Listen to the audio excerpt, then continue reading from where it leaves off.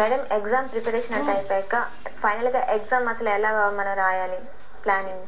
So ఇక్కడ ఏమవుతుందంటే exam preparation అయిపోయిన తర్వాత పర్ఫార్మింగ్ అయినప్పుడు ముందు రోజు కూడా చాలా ఇంపార్టెంట్. ఎందుకంటే ఎగ్జామ్ రాయడం ఒకటే కాదు, ఎగ్జామ్ ముందు రోజు రాత్రి. అగైన్ ఇక్కడ నేను చిన్న రూల్ చెప్తాను ఏంటంటే రోజ్ ప్రిన్సిపల్ అంటే అందరికీ పువ్వులు అంటే చాలా ఇష్టం. అలాగే రోజ్ అన్న ఫ్లవర్ చాలా మందికి ఇష్టం. నేను అదే రోజ్ ఫ్లవర్ ని నేను ఎగ్జామ్స్ కనుక లింక్ చేస్తే ఎలా వస్తుందంటే ఇక్కడ ROSC అన్నప్పుడు ఇక్కడ 4 స్టేజెస్ ఉన్నాయి. ఆర్ అంటే రీక్యాప్, అంటే మీరు అప్పటిదాకా చదివింది ఒకసారి రీక్యాప్ చేయండి, కొత్తగా ఏం చదవద్దు. ఓకే, అప్పటిదాకా మీరు చదివింది ఒకసారి రీక్యాప్ చేయండి. ఓకే, ఆ తర్వాత రీక్యాప్ చేసిన తర్వాత ఓ అన్నప్పుడు ఏమంటే ఆర్గనైజ్డ్. సాధారణంగా పిల్లలు అంటే చదివేస్తారు కానీ వాళ్ళు ఈవెన్ మెటీరియల్ ప్రిపరేషన్ అంటే వాళ్ళు ఏమేమి ఎగ్జామ్స్ తీసుకెళ్ళాలి అది important. At the same time నేను చదివిన ఎంత మ్యాటర్ చదివాను దాని నాకు ఎందులో ఎంత వచ్చేది ఒక సిస్టమేటిక్ గా ఒక ఆర్గనైజ్డ్ గా పెట్టుకుంటే కూడా అది చాలా మటుకు వాళ్ళకి యూస్ఫుల్ అవుతుంది. ఇదంతా ఇది ముందు ఎలాగా చేయలేరు, ఎగ్జామ్ ముందు రోజు చేయాలి, ఎగ్జామ్ రోజు వాళ్ళకి వచ్చిన దాన్ని ఆర్గనైజ్డ్ గా పెట్టుకోవాలి. అది ఇంకొకటి ఏంటంటే ఎస్ అంటే ఇక్కడ ఏంటంటే స్లీప్. చాలా మంది పిల్లలకి ఏంటంటే ఎగ్జామ్స్ అన్ని ముందు రోజు అంటే నైట్ అవుట్ చేసేస్తాను, అసలు చదవకుండా ఇన్ని రోజులు చదవండి ఆ రోజు ఒక్క రోజులోనే సాధించేద్దామని చెప్పి. అందుకని ఫస్ట్ వాళ్ళు చేసేది ఏంటంటే నైట్ అవుట్స్. ఈ నైట్ అవుట్స్ వల్ల అస్సలు ఉపయోగం ఏమి ఉండదు. ఎందుకంటే నిజంగా చదవాల్సింది కూడా వాళ్ళు ఆ రోజు పర్ఫార్మ్ చేయలేరు. ఎందుకంటే నేను చూసిన కేసులో 1-2 కేసులు ఎలా అయ్యాయంటే వాళ్ళు ముందు రోజు బాగా అసలు నిద్రపోకుండా చదవడం వల్ల మర్నాడు ఎగ్జామ్ టైంకి వెళ్ళేటప్పటికి వాళ్ళకి టోటల్ గా అక్కడ ఎగ్జామ్ హాల్లో నిద్ర వచ్చి అసలు చేయాల్సింది కూడా వాళ్ళు చేయలేకపోయారు. ఓకే, మర్చిపోతారు. సో అందుకనంటే ఇనఫ్ స్లీప్ అలా అని చెప్పేసి ఇంకా 7 గంటల నుంచి అని కాదు, రాత్రి యాక్చువల్లీ 10-10:30 తర్వాత వాళ్ళు క్లోజ్ చేసేసి మొత్తం హాయిగా వాళ్ళు పడుకుని పొద్దున్నే అర్లీ మార్నింగ్ వాళ్ళు 5-6 ఎంతకు లేస్తారో లేచి కంఫర్టబుల్ గా నిద్ర అనేది చాలా అవసరం. ఎందుకంటే స్లీప్ గివ్స్ ఎనర్జీ. ఓకే, మీరు ప్రాపర్ గా ఒక 6 అవర్స్ కనుక పడుకొని మార్నింగ్ ఫ్రెష్ గా లేస్తే మర్నాడు ఎగ్జామ్ హాల్లో రాయడానికి చాలా బాగుంటుంది. ద లాస్ట్ ఏంటంటే ఈ రోజులో లాస్ట్ ఏంటంటే ఈట్. సాధారణంగా ఎగ్జామ్ టైంకి వెళ్ళడం అంటే ముందు వాళ్ళు తినడం మానేస్తారు, బ్రేక్ఫాస్ట్ చేయరు, మిల్క్ తాగరు, వద్దు నాకు అంటే ఏం లేదు, వాళ్ళకి లోపల టెన్షన్ ఉంటుంది అనమాట. ఆ టెన్షన్ వల్ల అంటే ఫస్ట్ వాళ్ళు ఇంకేది అవాయిడ్ చేయలేరు కాబట్టి ముందు ఫుడ్ అవాయిడ్ చేసేస్తారు. సో కానీ ఏంటంటే మీరు తినకుండా ఎగ్జామ్ హాల్కి వెళ్ళిన తర్వాత ఎనర్జీ లెవెల్స్ చాలా లో అవుతాయి. సో ఇక్కడ ఏంటంటే మీరు కంపల్సరీగా ఎగ్జామ్ కనుక బాగా రాయాలి అనుకుంటే తిని ఏదో ఒకటి తిని వెళ్ళండి. ఇంకొకటి అండి ఇక్కడ పేరెంట్స్ ఏం చేస్తారంటే తిని వెళ్ళమన్నా అని చెప్పేసి వాళ్ళు టూ మచ్ గా వాళ్ళకి పెట్టేస్తుంటారు. టూ మచ్ గా పెట్టినప్పుడు ఏమవుతుందంటే ఆ డైజెషన్ కి టైం ఎక్కువ పడుతుంది. సో అప్పుడు ఏమవుతుంది అది కూడా ప్లస్ డైజెషన్ ప్రాసెస్ అవుతున్నప్పుడు పిల్లలకి ఒక స్లీపీనెస్ వచ్చేస్తుంది. ఓకే, సో ఎక్కువ తినడం కూడా తక్కువ, అలా అని చెప్పేసి అసలు తినకుండా వెళ్ళడం కూడా మంచిది కాదు. సో ఏంటంటే ఒక కరెక్ట్ డైట్ ఎంతవరకు వాళ్ళు ఒక లైట్ గా డైట్ కానీ బ్రేక్ఫాస్ట్ కంపల్సరీగా బ్రేక్ఫాస్ట్ కానీ ఈవెన్ ఆఫ్టర్నూన్ అయితే లైట్ లంచ్ కానీ చేసి వెళ్ళడం అనేది చాలా మంచిది. అంటే నేను ఏంటంటే ఈ పర్ఫార్మింగ్ స్టేజ్ లో ఈ రోజుని కనుక గుర్తుపెట్టుకుంటే సో అంటే ఏం లేదు, రీక్యాప్ చేయండి, ఆర్గనైజ్డ్ గా చేసుకోండి, ప్రాపర్ స్లీప్ ఉండండి, ప్రాపర్ గా తినండి, ఈట్ అంటే ప్రాపర్ గా తినండి. ఈ 4 పాటిస్తే కనుక ఫస్ట్ ఇది ముందు రోజు రాత్రికి అప్లై అవుతుంది, ఈవెన్ ఎగ్జామ్ టైం కూడా అప్లై అవుతుంది. At the same time examination hall కి వెళ్ళినప్పుడు అక్కడ దాకా ఒక్కసారి నేను వినే కంప్లైంట్ ఏంటంటే ఒకసారి పేపర్ ఇవ్వగానే అది టోటల్ గా మైండ్ బ్లాంక్ అయిపోతుందంట. చాలా మంది పిల్లలు నాకు కంప్లైంట్ చేసేదంటే మేము ముందు రోజు దాకా బాగా చదువుతాం, సరిగ్గా ఎగ్జామ్ రాసేటప్పటికి మాకు ఏమీ గుర్తురాదు. ఓకే, ఇక్కడికి ఏం లేదు, చిన్న టెక్నిక్ నేను చెప్తాను ఇక్కడ. ఏంటంటే వాళ్ళు ఎగ్జామ్స్ కి వెళ్లే ముందు ఎగ్జామ్ హాల్లో కూర్చున్నాక వాళ్ళ ప్లేస్ లో వాళ్ళు కూర్చున్నాక ఒక్కసారి వాళ్ళు కళ్ళు మూసుకొని ఒక 3 బ్రీతింగ్స్ డీప్ బ్రీత్ అంటాం, బ్రీత్ చేసి బ్రీత్ అవుట్ చేసి ఒక 3 టైమ్స్ చేసిన తర్వాత ఒక వాళ్ళ మైండ్ కి వాళ్ళు సజెషన్ ఇచ్చుకొని నేను ఎగ్జామ్ బాగా రాస్తాను అని కనుక ఒక సజెషన్ ఇచ్చుకుంటే ఇట్ టేక్స్ ఓన్లీ 1 minute. సాధారణంగా పిల్లలు ఏంటంటే టైం గడిచిపోతుందంటే అది ఏం అవ్వదు. ఈ 1 minute నేను చెప్పినట్టుగా 3 టైమ్స్ బ్రీతింగ్ చేసి ఒక్కసారి వాళ్ళు మైండ్ సజెషన్ ఇచ్చుకుని నేను బాగా రాయగలను, బాగా చేయగలను అని ఒక సజెషన్ ఇచ్చుకుంటే కనుక వాళ్ళ మైండ్ ఫస్ట్ థింగ్ ఏంటంటే ఒక కామ్ లెవెల్లోకి వచ్చేస్తుంది. అదర్వైజ్ ఏమవుతుందంటే ఈ స్ట్రెస్ ఎప్పుడైతే ఎక్కువ అవుతుందో మైండ్ అంతా యాజిటేటెడ్ గా ఉండి టోటల్ గా బ్లాంక్ అయిపోతుంది. సో ఆ బ్లాంక్ నుంచి బయటకు రావాలి అంటే this is the best technique. Okay, breathing exercise అంటాము, రిలాక్సేషన్ టెక్నిక్ కూడా అంటాం. కానీ నేను చాలా మందికి సజెస్ట్ చేసింది, చాలా మంది రియల్లీ యూజ్ చేసి కూడా రిజల్ట్ చాలా బాగా వచ్చింది దీనికి. సో ఇది చేసి కనుక వాళ్ళు పేపర్ చూసినప్పుడు వాళ్ళకి ఏమంటే ఫస్ట్ థింగ్ మైండ్ లో ఏమి ఉండదు కాబట్టి వాళ్ళు వచ్చిన దాన్ని వాళ్ళు రికలెక్ట్ చేసుకుని సరిగ్గా చేయడానికి ప్రయత్నిస్తారు. At the same time paper చదివినప్పుడు కూడా ముందు అసలు క్వశ్చన్ లో వాళ్ళు ఏమి ఇచ్చారు, ఎందుకంటే సాధారణంగా మనం పిల్లలు చేసేది ఏంటంటే సగం ఆన్సర్ ఇప్పుడు వాట్ ఈస్ దిస్ అని ఉందనుకోండి, అండ్ వై ఇది WH చూస్తారు. ఆ WH చూసేసి ఆ తర్వాత అది వాటా వయ్యా, ఎందుకంటే వాళ్ళకి కంగారు అనమాట, తొందరగా రాసేయాలని. అక్కడ ఏంటంటే ఆ పేపర్ ఆ క్వశ్చన్ చదవడానికి it takes only half minute. ఆ హాఫ్ మినిట్ క్వశ్చన్ కరెక్ట్ గా చదివితే కనుక మిగతావన్నీ వాళ్ళు ఆన్సర్ చేయడానికి ఈజీగా ఉంటుంది. ఓకే, ఇక్కడ చేసినప్పుడు ఒకసారి ఆన్సర్ ఒక క్వశ్చన్ చదివిన తర్వాత వాళ్ళకి వచ్చిన పాయింట్స్ ని ఒక ఆర్గనైజ్డ్ గా ఓకే నాకు ఫస్ట్ క్వశ్చన్ వచ్చు, సెకండ్ క్వశ్చన్ వచ్చు, సో నేను ఫస్ట్ క్వశ్చన్ తో స్టార్ట్ చేస్తాను, లేకపోతే నేను సెకండ్ క్వశ్చన్ తో స్టార్ట్ చేస్తాను అని ముందు ఒక ప్లాన్ ప్రకారం చేసుకుంటే కనుక మీకు ఎగ్జామ్ రాయడం అనేది చాలా కష్టమేమీ కాదు. ఇంకొకటి ఏంటంటే ఎగ్జామ్ రాస్తున్నప్పుడు చాలా మందికి ఉన్న ప్రాబ్లం ఏంటంటే వాళ్ళకి విపరీతమైన స్వెట్టింగ్, హెడేక్ రావడం, లేకపోతే కడుపు నొప్పి కానీ రకరకాలు అనమాట. ఈవెన్ ఎగ్జామ్ హాల్లో కూర్చున్నప్పుడు కూడా వాళ్ళకి అదే ప్రాబ్లం ఉంటుంది. సో ఇలాంటప్పుడు ఏంటంటే వాళ్ళకి యాక్చువల్లీ సైకలాజికల్ ఫీలింగ్ అంతే, రియల్ గా వాళ్ళకి హెడేక్ ఉండదు, కానీ ఏంటంటే వాళ్ళకి భయపడుతుంటారు కాబట్టి ఆ భయం వల్ల ఇవన్నీ వస్తుంటాయి అనమాట. ఇక్కడ అగైన్ నేను ఇందాక చెప్పిన బ్రీతింగ్ ఎక్సర్సైజ్ కానీ ఇంకొకటి ఏంటంటే వెరీ సింపుల్ టెక్నిక్.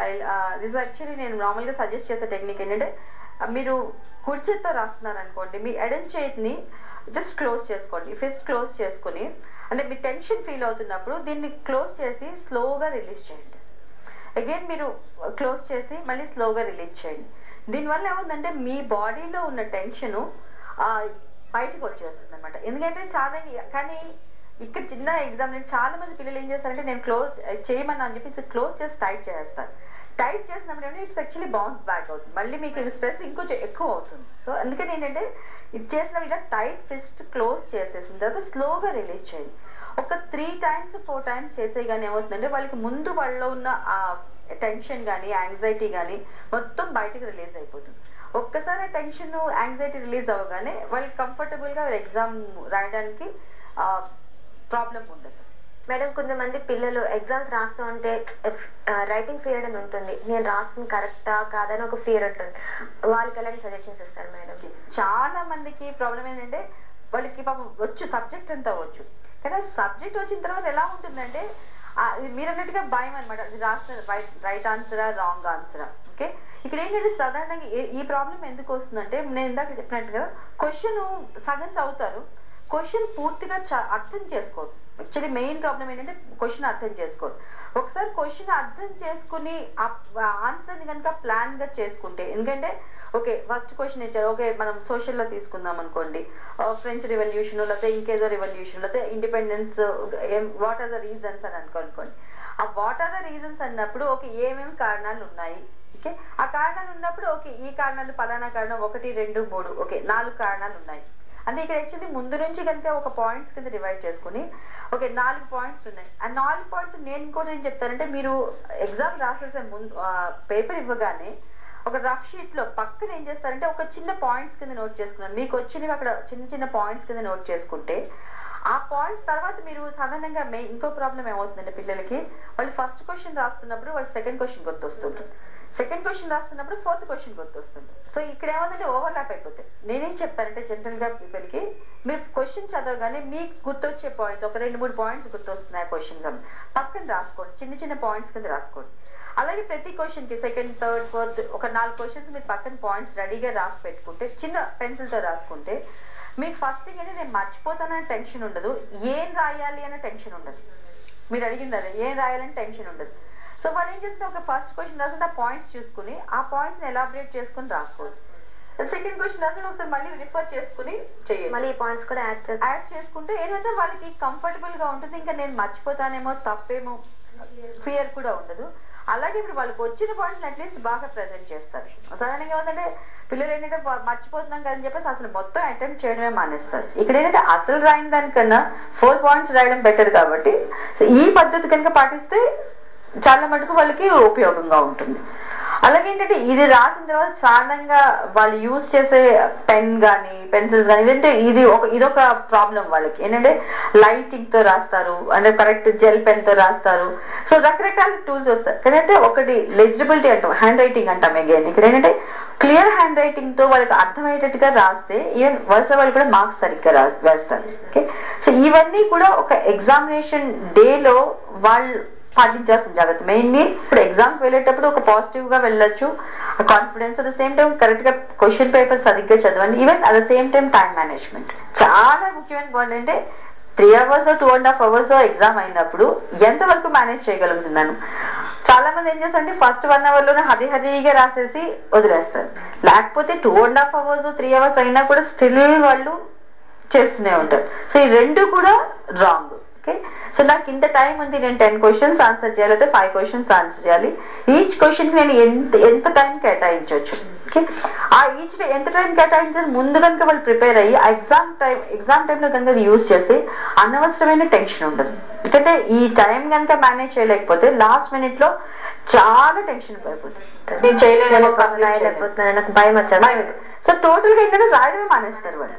సో అలాగైనా ఏంటంటే ముందే మీరు టైం మేనేజ్ చేసుకుని, సో నాకు ఇంత టైం ఉంది, ఓకే 2 hours ఉంది, 2 hours లో నేను 2 hours ఎగ్జామ్ రాస్తాను, 1/2 hour నా పేపర్ నేను రివైజ్ చేసుకుంటాను, లేదా ఒకసారి నేను ఏమేమి ఎక్కడ మర్చిపోయానో అది చూస్తాను. సో ఈ రెండు కనుక వాళ్ళు టైం మేనేజ్మెంట్ కనుక పాటిస్తే చాలా మటుకు ఒత్తిడిని అధిగమించవచ్చు. ఎందుకంటే బట్ ఇంకొకటి చెప్పేది ఏంటంటే ఆప్టిమం లెవెల్ ఆఫ్ ఒత్తిడి ఉండాలండి, మినిమం అయితే ఉండాలి. టెన్షన్ లేదు అంటే అసలు పని కూడా పిల్లలు చేయరు. సో ఒత్తిడి ఉండాలి, కానీ ఎంతవరకు ఉండాలన్నది మనం అంటే వాళ్ళు ఎగ్జామ్ బట్టి మిగతా వాటిని బట్టి ఆధారపడి ఉంటుంది. మేడం ఫైనల్ గా ఎగ్జామ్ రాసే పిల్లలకి వాళ్ళ పేరెంట్స్ కి మీరు ఎలాంటి సజెషన్స్ టిప్స్ ఎలాంటివి ఇస్తారు మేడం? ఇప్పటిదాకా నేను పిల్లల గురించి అయితే చెప్పాను. ఎందుకంటే వాళ్ళకి ముందు నుంచి ప్లానింగ్ స్టేజ్ నుంచి ప్రిపరేషన్ దెన్ పర్ఫార్మింగ్ స్టేజ్ ఈ 3 చెప్పాను. ఇక్కడ ముఖ్యంగా ఏంటంటే చెప్పదలసింది పేరెంట్స్ కి. ఎందుకంటే పిల్లలు వాళ్ళు చదువుతారు, కానీ ఇక్కడ పేరెంట్స్ ఏంటంటే మీరు వాళ్ళని సపోర్ట్ చేయండి. ఎందుకంటే సాధారణంగా పేరెంట్స్ ఏం చేస్తారంటే కంపేర్ చేస్తారు. అంటే వాళ్ళు చదివారు చూడు, అబ్బాయి బాగా చదువుతున్నాడు, నువ్వు చదవట్లేదు అంటారు. ఎప్పుడైతే మీరు కంపేర్ చేస్తారో పిల్లలు అసలు నిజంగా చేయాల్సిన వాళ్ళు కూడా చెయ్యరు. కంపేర్ చేయండి, ఎలాగా తన పర్ఫార్మెన్స్ తో కంపేర్ చేయండి. Last unit test like last test లో నీకు ఇన్ని మార్క్స్ వచ్చాయి, సో ఈ టెస్ట్ లో ఇంతకన్నా బెటర్ గా చేస్తే బాగుంటుంది. ఇంకా ఏంటంటే నువ్వు చెయ్యాలి అనే కన్నా నువ్వు ఇలా చేస్తే బాగుంటుంది. నువ్వు ఆల్రెడీ ఒక 80% లో ఉన్నావు, లేకపోతే 90% లో ఉన్నావు. 90% లో ఉన్న వాళ్ళకి ఎస్ వెరీ గుడ్, బాగా చేసావు, దాన్ని మెయింటైన్ చెయ్యి. ఓకే, ఇక్కడ ఏంటంటే పేరెంట్స్ ఇంకోటి 90% వచ్చినా కూడా 90% వచ్చిందంట. 90% రావడం తక్కువ ఏం కాదు, కానీ ఏంటంటే వాళ్ళకి 95% రావాలి, 98% వాళ్ళు ఎవరికో 98%. కానీ చాలా మంది పిల్లలు ఒత్తిడికి గురవడానికి కారణం ఈ కంపారిజన్. ఓకే, నేను పేరెంట్స్ మెయిన్ చెప్పేదంటే please don't compare your children with others. అంటే వాళ్ళ పర్ఫార్మెన్స్ తో వాళ్ళని కంపేర్ చేయండి. అలాగే వాళ్ళకి ఎంత వరకు మీరు కూల్ గా ఉంచగలరు. ఎందుకంటే అనవసరమైన భయాలు మీరు క్రియేట్ చేసి మ్యాథ్స్ నీకు టఫ్ చేయలేవేమో, సోషల్ నీకు టఫ్ చేయలేవు, లేదా సైన్స్ ఏదో ప్రతి సబ్జెక్ట్ ని టఫ్ మీరు అనగానే పిల్లలకి నిజంగా ఓకే మా అమ్మ నాన్న చెప్పారు కాబట్టి నాకు టఫ్ అంటారు. సో ముందు ఏంటంటే ముందు మీరు వదిలేదు, మీ పిల్లలకి ఆల్రెడీ వాళ్ళ సబ్జెక్ట్స్ గురించి వాళ్ళకి తెలుసు. వాళ్ళకి తెలుసు నువ్వు అన్ని సబ్జెక్ట్స్ చేయగలవు, నువ్వు అన్ని ప్రతిదీ నువ్వు సిస్టమేటిక్ గా చేయగలవు అని వాళ్ళకి ఒక మంచి పాజిటివ్ థింకింగ్ ఇవ్వండి. ఈ పాజిటివ్ సపోర్ట్ కనుక మీరు ఇస్తే పిల్లలు బాగా పర్ఫార్మ్ చేస్తారు. అలాగే ఏంటంటే వాళ్ళకి టూ మచ్ ఆఫ్ ప్యాంపరింగ్. ఎందుకంటే ఈ ఎగ్జామ్స్ టైంలో ఏంటంటే వాళ్ళు ప్రతి దానికి టూ మచ్ ఆఫ్ ప్యాంపరింగ్ అంటే నువ్వు బయటికి వెళ్ళొద్దు, ఇక్కడికి వెళ్ళొద్దు, అది ఒక రకం. టూ మచ్ ఆఫ్ ఈటింగ్, ఇందాక చెప్పినట్టు ఈటింగ్ హ్యాబిట్స్ అనమాట, ఎక్కువ పెట్టేయడం, ఇవన్నీ ఏదైనా సరే ఎక్సెస్ ఏదైనా సరే మంచిది కాదు. అంటే నేను ఇక్కడ ఏం చెప్తా అంటే అతి నిద్ర, అతి ఆహారం, ఓకే, అతి ప్రేమ కూడా. ఎందుకంటే నవడేస్ ఎలా అవుతుందంటే అతి ప్రేమ అనమాట. సో ఈ మూడు అతిలు కూడా కొంచెం తగ్గిస్తే కనుక పేరెంట్స్ పిల్లలకి ఇవ్వాల్సినంత ఇవ్వండి, చేయాల్సినంత చేయండి. సో వాళ్ళకి పాజిటివ్ గా సపోర్టివ్ గా ఉండండి. ఓకే, డిక్టేటర్ లాగా ఉండండి.